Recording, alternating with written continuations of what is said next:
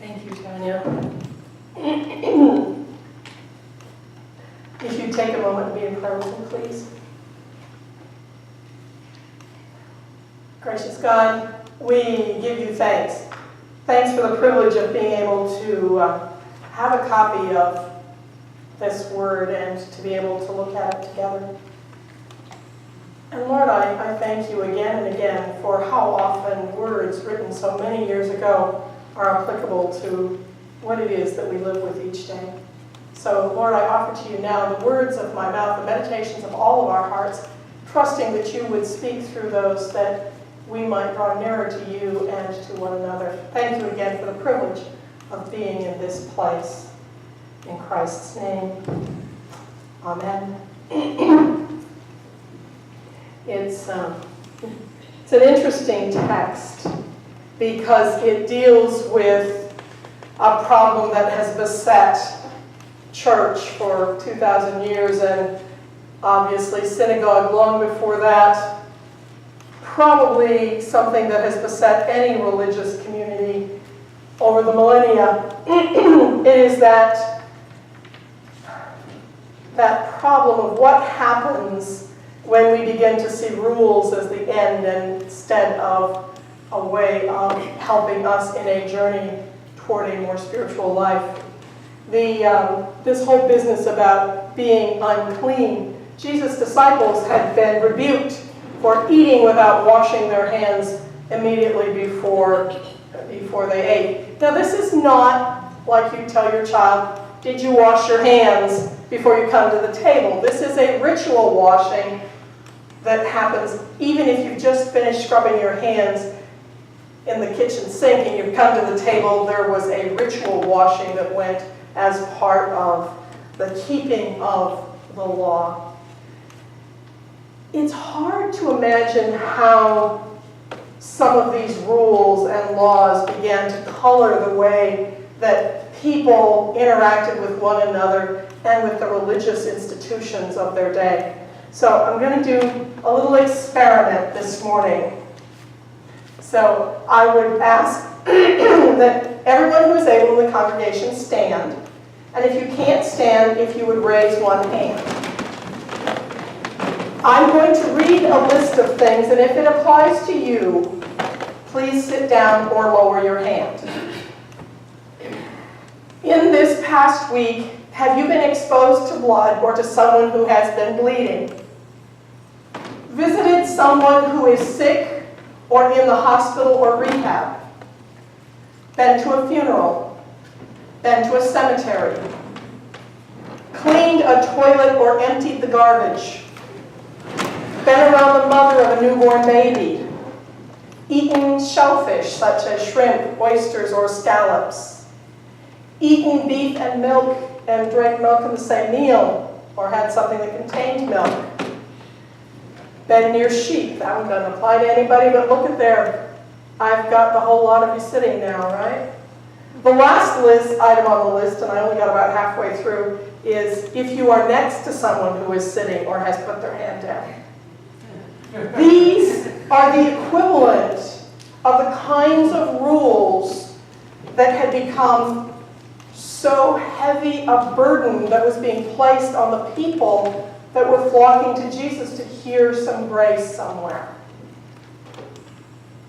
Does it help you to see how unreasonable that list of rules were? And they sort of touched on Scripture. I mean, they came from places in Scripture. Some of them were meant to be followed by everyone. Some of them were actually meant to be followed by the Levitical priests as they were serving in the temple. So these rules had become piled up on top of the people so that they were never able to go from one Sabbath to the next to be clean enough to be around people. It caused lots of divisions in the community. I mean, there was a big separation between men and women because a man who was near a woman who was menstruating was obviously already unclean, right? So the rules came between people and their leaders. It came between members of the community.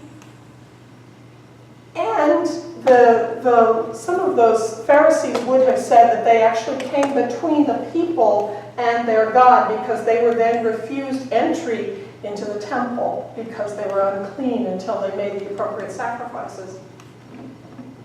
Nothing can come between us and our God. But sometimes when we've got things that we do that we think are wrong or that truly are wrong, we feel that we can't be in God's presence. God doesn't go anywhere. God's here. And aside, for those who have heard people say that God abandoned Jesus on the cross because God cannot be in the presence of sin, are wrong. If God can't abide the presence of sin, there is no God in this world. Full stop. This text deals with Jesus saying to the people, the rules are made by the folks in charge because it's the only way the folks in charge can win. The rules are meant in this setting to keep people in line. It's what's happened in the church over the years. Think about the Protestant Reformation. The rule makers were the folks that were leaders in the Catholic Church. And they piled incredible burdens on the people that were trying to be right with God.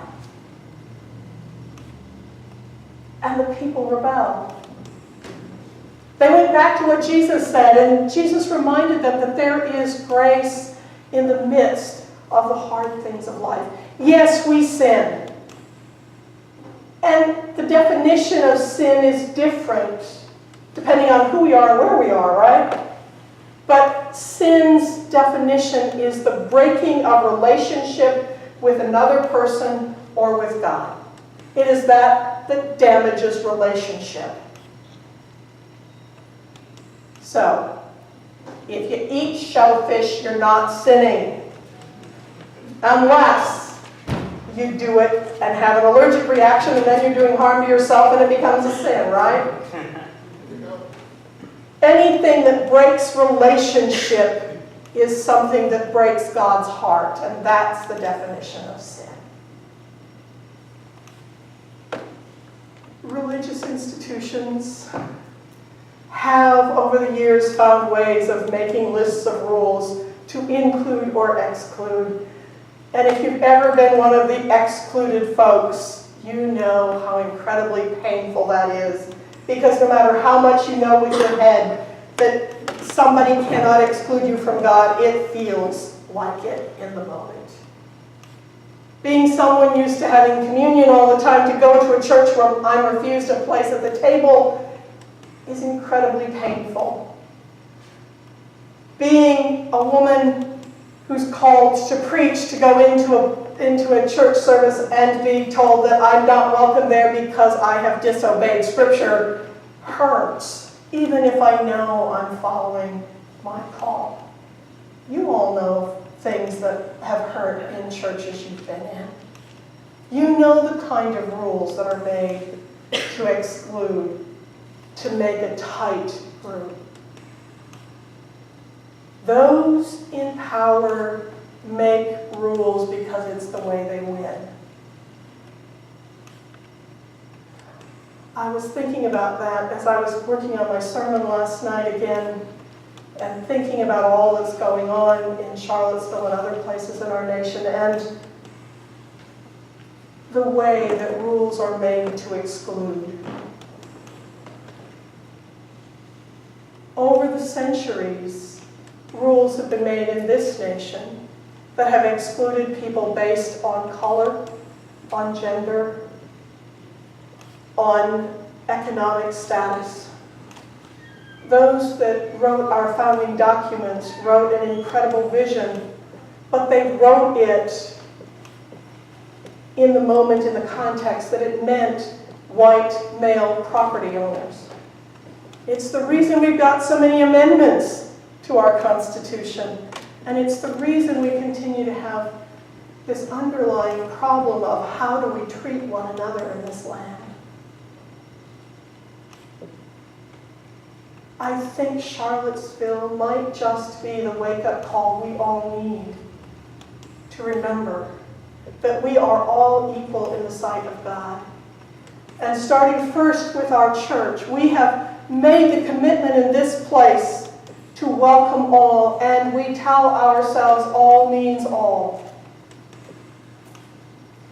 But we need to check our hearts and make sure that we individually mean what we say. And we need to remember that there is no wrong that God's grace is not capable of not only forgiving but turning into something from which good can come. God does not bring evil so that good will happen, but if evil happens, God is powerful enough and grace-filled enough to make good possible, especially when those who claim the love and grace of God stand up and say, I will not stand for injustice. I will not exclude where God includes. I will not make rules to cut somebody out. I will not be a part of a system that makes people of color second-class citizens. I will not. I will not claim the name of Christ and not try to love every brother and sister. It's what it means. You can be Christian in the sense of a cultural way of doing things, but if you want to bear the name of Christ, it comes with a cost. And that cost is that we would find ourselves in the places where Jesus always found himself. And those are not easy places. Are they good and joyous places? After a fashion, yes. But they're not the place you go just because it's the place to be. Several of my colleagues are preaching on the text of Peter walking on water and thinking about that in the context of baptism. And I was reminded that the waters of baptism we often think of as a place of rebirth and of regaining the grace of God. And it is that. But it's also the place of marching orders. Our baptism is in water that has been moved by the Spirit and oftentimes into a tidal wave. We do not come up out of those waters into a relaxed way of being. We come up from those waters of baptism hopefully prepared to meet those hard things in this world with a grace that has now made us new. That's what it means to bear the name of Christ. We ought not to be surprised when the world comes down on us as being hypocrites, because so often we flee from the hard places when the Jesus we say we're following is going right straight into them. We need to take time to recognize that God's grace is great enough to make it possible to follow Jesus into the hard places of our world. And my God, don't we need to be in those hard places today. This is our call to be Christ followers, not just Christ name droppers. Are you willing to take up the challenge? Are you willing to step into the hard places? There is no place God isn't. So we never do it alone, but we have to have the courage